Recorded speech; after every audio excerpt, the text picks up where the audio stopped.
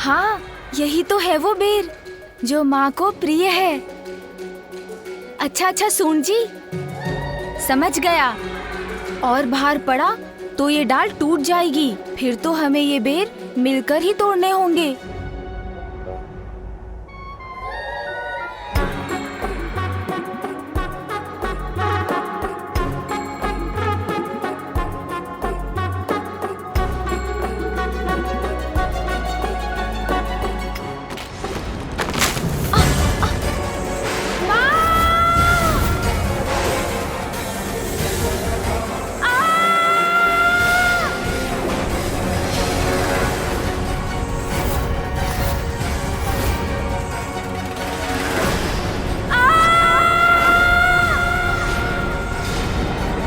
अपनी देह को सीधा कर लेता हूँ, फिर इसके ऊपर चढ़कर नीचे जाने में तो बहुत आनंद आएगा।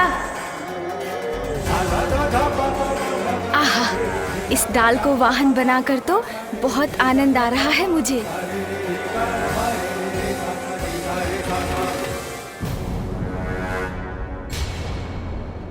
अरे, अब ये शिला कहाँ से आ गई? मुझे इससे बचने के लिए तो कुछ करना होगा।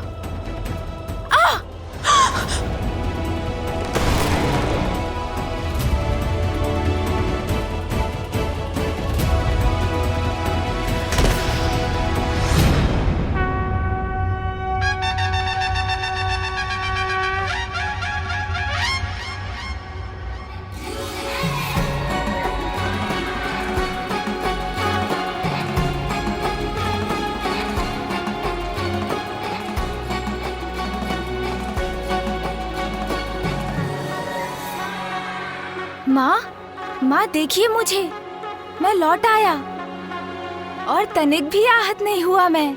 देखिए ना माँ।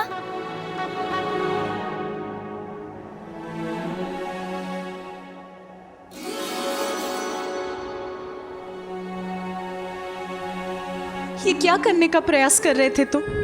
अपने आप को ऐसे संकट में क्यों डाला तुमने? तुम इस संकट में देखकर कितनी दुखी थी मैं, ये जानते भी हो तुम? क्यों बार बार ऐसी पीड़ा देते हो मुझे? बताओ मुझे, उत्तर दो। इतनी ऊंचाई से नीचे गिर के तुम्हें कुछ हो जाता तो कितना कष्ट होता मुझे। इसका एक बार भी विचार किया तुमने?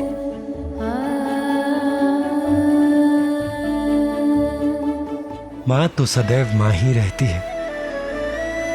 संतान के प्रति उसका स्नेह कभी कम नहीं होता। देवी पार्वती को अभी आभास नहीं है, किंतु उनका पुत्र प्रेम अधिक समय तक छिपा नहीं रह सकेगा। माँ, मैं तो आपके लिए कुछ लेने गया था। मेरे लिए? अच्छा दिखाओ मुझे, क्या लेने गए थे? दिखाओ क्या है तुम्हारे हाथ में? माँ, मैं तो आपके लिए बेर लेने गया था।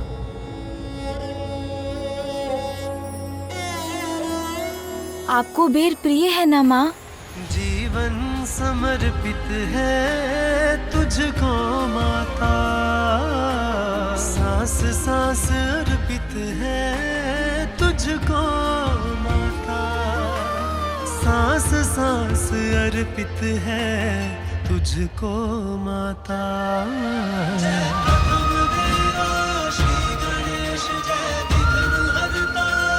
ये लीजिए बेर माँ। माँ, मैं तो आपका वही पुत्र हूँ।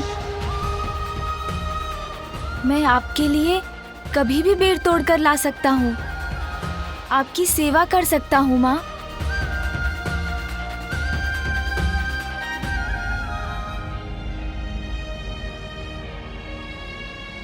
माँ, आपके नेत्रों में अश्रु? आप दुखी हो रही हैं माँ? ओह, समझा। आपको मेरा वो मुख अधिक सुंदर प्रतीत होता था ना, इसीलिए ना मेरे गजमुख को स्वीकार नहीं कर पा रही हैं ना आप। किंतु माँ, ध्यान से देखिए ना मुझे, बुरा नहीं हूं मैं, अपितु अब तो मैं और भी सुंदर हो गया हूँ। आपको मेरी बात पर विश्वास नहीं हो रहा है ना माँ? आपको बता देता हूँ माँ कि मैं कैसे और अधिक सुंदर हो गया हूँ। कितने मीठे बोल हैं इसके, मैंने अभी तक उन पर ध्यान क्यों नहीं दिया? माँ देखिए, मेरा वो मुख और छोटे छोटे कान सुंदर तो थे, किंतु उन्हीं के कारण तो इतने बड़े संकट में पड़ गया था मैं। किसी की बात ही नहीं सुनी, बड़े बड़े बोल बोलता चला गया। बस भिक्षुक बस, अब मैं आपके मुख से एक भी शब्द नहीं सुनना चाहता। उद्दंडता करता गया।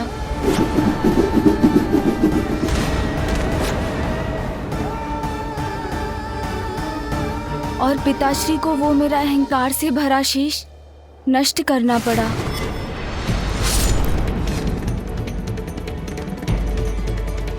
माँ, मैंने उचित सुना है ना कि सुनने से तो ज्ञान बढ़ता है। इसीलिए जो अधिक सुनते हैं और कम बोलते हैं वही बड़े ज्ञानी बन पाते हैं, है ना माँ? अब मेरे इन बड़े कानों से तो मैं सब कुछ सुन सकता हूँ, इसलिए मैं भी बहुत बड़ा ज्ञानी बन जाऊंगा ना माँ? तो माँ, मेरे ये बड़े बड़े कान ज्ञान के ही प्रतीक है ना? मेरे मुख पर तो वैसे ही सूंड रूपी ताला पड़ गया है, जो मुझे कम बोलने के लिए प्रेरित करता है। इसलिए मैं अब आवश्यकता से अधिक बोल ही नहीं सकता। अरे, इतनी अल्पायु में ही ये तो इतना बड़ा ज्ञानी बन गया। कैसी बुद्धिमानी की बातें कर रहा है। और हाँ माँ, मेरे ये नेत्र तो बड़े ही अद्भुत हैं। इनसे मैं सब कुछ बड़ी सूक्ष्मता से देख पाता हूँ। इसलिए अब मेरे लिए सत्य और असत्य का भेद करना बहुत ही सरल हो गया है।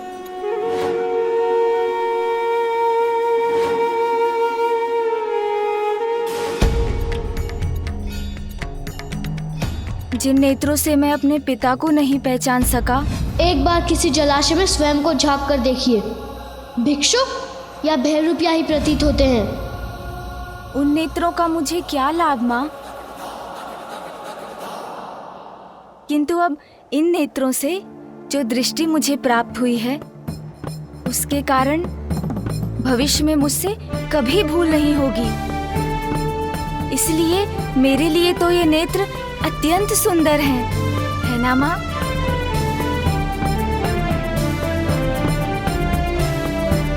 क्योंकि मेरे ये गज नेत्र तो सूक्ष्मता के प्रतीक हैं।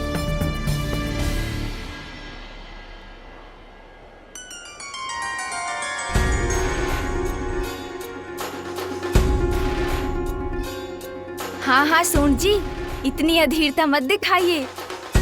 मैं तो माँ को आपके ही बारे में बताने वाला हूँ, इसलिए धैर्य रखिए, चिंता मत कीजिए।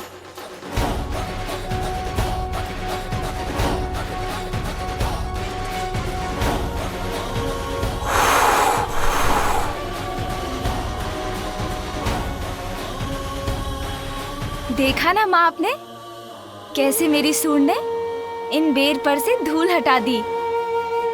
जो बुरा है उसे हटाकर अच्छे को अपनाने में मेरी सहायता करती है मेरी सूंड। इसलिए मेरी सूंड तो अज्ञानता को मिटाकर ज्ञान को ढूंढने की प्रतीक है माँ। सत्य कहते हो, बड़ी मनोहर है तुम्हारी सूंड।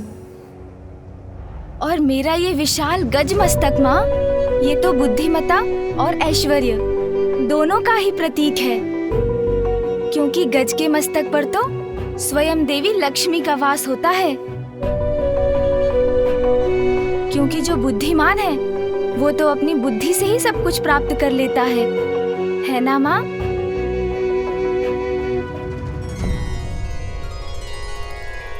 यदि मेरा ये मस्तक पूर्व में भी होता तो माँ, मैं किसी से युद्ध नहीं करता।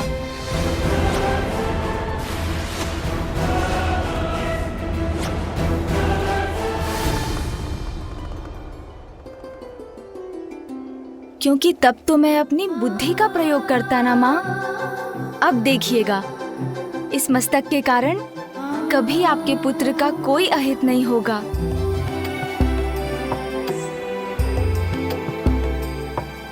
माँ, अब तो आपको विश्वास हो गया है ना? मैं तो और भी अधिक अच्छा और सुंदर हो गया हूँ, है ना माँ?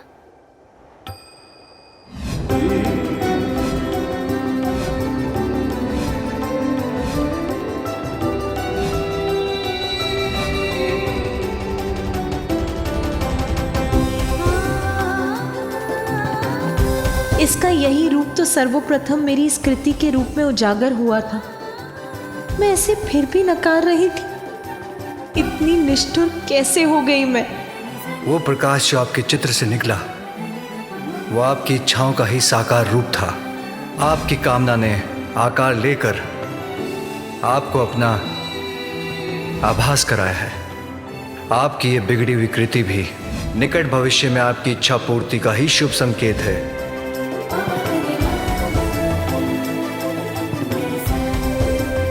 प्रत्येक बड़ी घटना के पीछे एक बड़ा कारण होता है पार्वती। तुम्हारे पुत्र ने तुम्हारी कृति के माध्यम से तुम्हें अपने आगमन का संकेत पूर्व में ही दे दिया था पार्वती। हाँ स्वामी, आप उचित कहते हैं। मैंने ही इसे पहचानने में देर कर दी।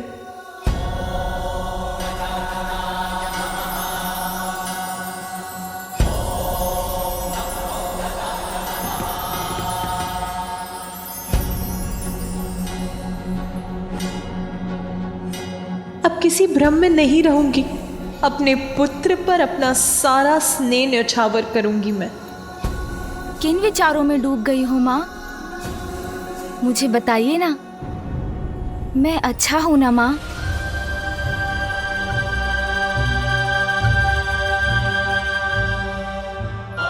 इस संपूर्ण संसार में तुमसे अच्छा और तुमसे सुंदर कोई नहीं है पुत्र।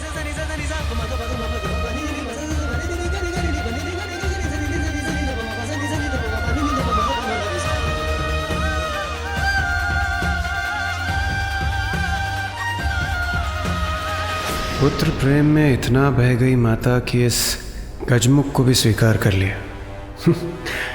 किंतु उचित ही है, क्योंकि हम देवताओं का हित तो इसी में निहित है।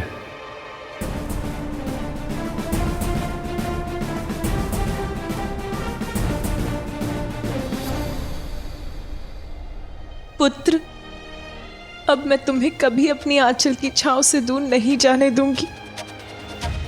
तुम्हें अपने पास रखकर सदा तुम्हारा ध्यान रखूंगी, तुम्हारी रक्षा करूंगी।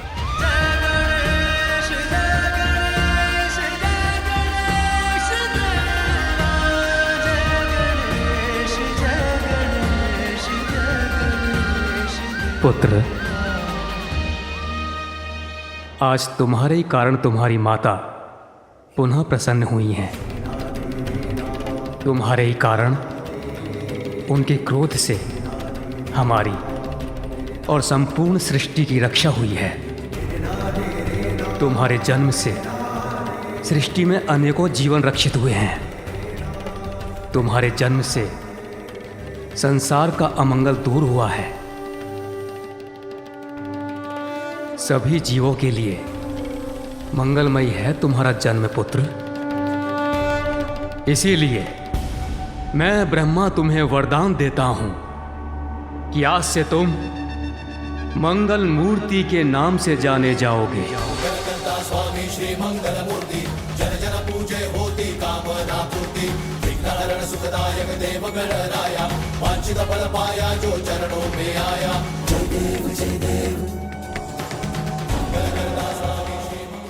परम पिता ब्रह्मा आशीष जो दिए, मंगल मूर्ति श्री गजानन हुए। जगमग प्रकाश प्रति ओर हो गया, उल्लासित प्रत्येक छोर हो गया।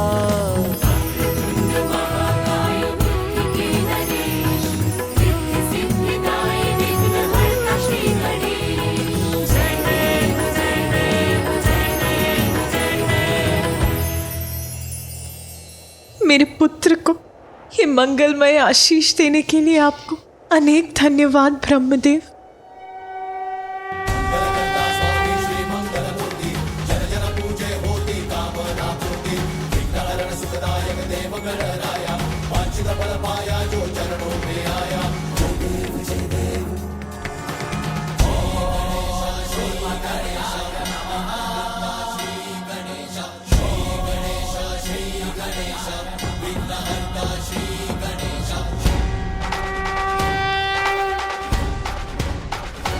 आशा है अब सब मंगल होगा, कोई संकट उत्पन्न नहीं होगा।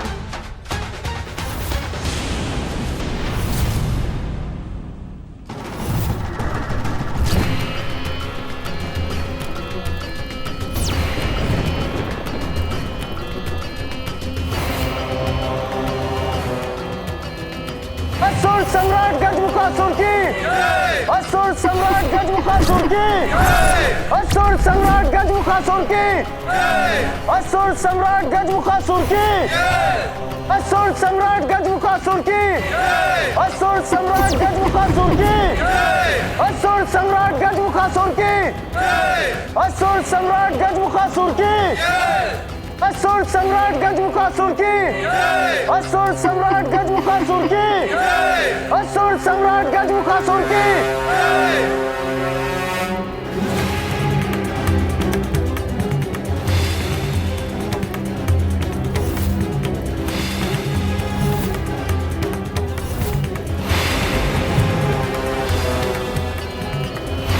असुर सम्राट गजमुखासुर की, असुर सम्राट गजमुखासुर की, असुर सम्राट गजमुखासुर की, असुर सम्राट गजमुखासुर की। सर्वत्र हो असुर साम्राज्य का विस्तार, चहुं दिशाओं में अशुभ ही अशुभ हो, छा जाए अशुभ का अंधकार, देवताओं का विनाश हो। यह है मेरा संकल्प।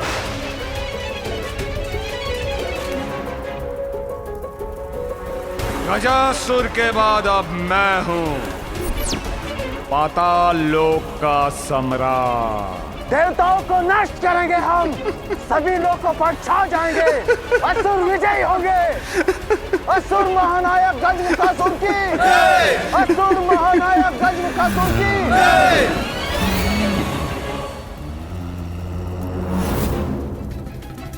सेनापति, क्या हमारी असुर सेना देवलोक पर आक्रमण करने के लिए तैयार है?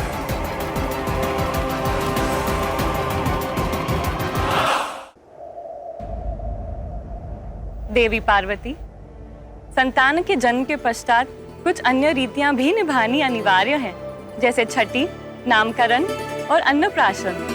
हाँ देवी पार्वती, हमें तो अब आपके पुत्र के छठी के उत्सव में निमंत्रण की प्रतीक्षा है। अवश्य। मेरे हृदय में व्याप्त आनंद एक भव्य आनंदोत्सव का रूप अवश्य लेगा देवी सरस्वती। शीघ्र ही उचित समय पर मेरे पुत्र का छठी और नामकरण संस्कार अवश्य किया जाएगा। और मैं यहाँ उपस्थित सभी देवताओं को भी इस उत्सव में भाग लेने का निमंत्रण देती हूँ। ये कैसी दुविधा है। माता पार्वती के आदेश का उल्लंघन नहीं कर सकता, इसलिए मुझे इस गजमुख के जन्म के उत्सव पर आना ही होगा। नंदी एवं अन्य गण, कृपया सभी यक्ष, गण, किन्नर, गंधर्व आदि तक भी ये सूचना पहुंचा दीजिए। उन्हें भी इस महोत्सव में भाग लेने अवश्य आना है। जो आज्ञा माता। देवी पार्वती, आपके सुख में साथ देने तो यहाँ इस उत्सव में सभी बड़ी प्रसन्नता पूर्वक सम्मिलित होंगे। यह तो ऐसा महान अवसर है जिसके अनेकों दूरगामी शुभ परिणाम होंगे, क्योंकि आपके पुत्र के रूप में कैलाश में ऐसी दिव्यता का जन्म हुआ है जिससे सदा संसार का मंगल होगा। मैं तुम्हें अपार स्नेह दूंगी पुत्र, किसी संकट का साया तुम पर नहीं पड़ने दूंगी।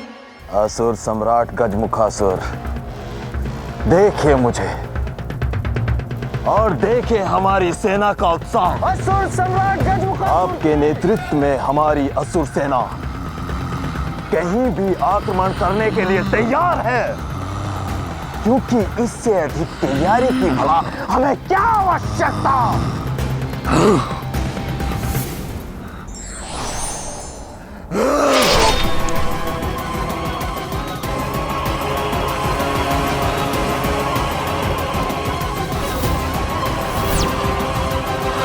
मेरे प्रश्न का उत्तर बस हाँ या ना में देना चाहिए था इस मूर्ख को। किसी अन्य के अधिक बोल नहीं सहन कर सकता मैं। जितना पूछूं उसके उत्तर से अधिक बोलने वाले को भयंकर दंड देता हूं मैं। यमलोक भेज देता हूं उसे।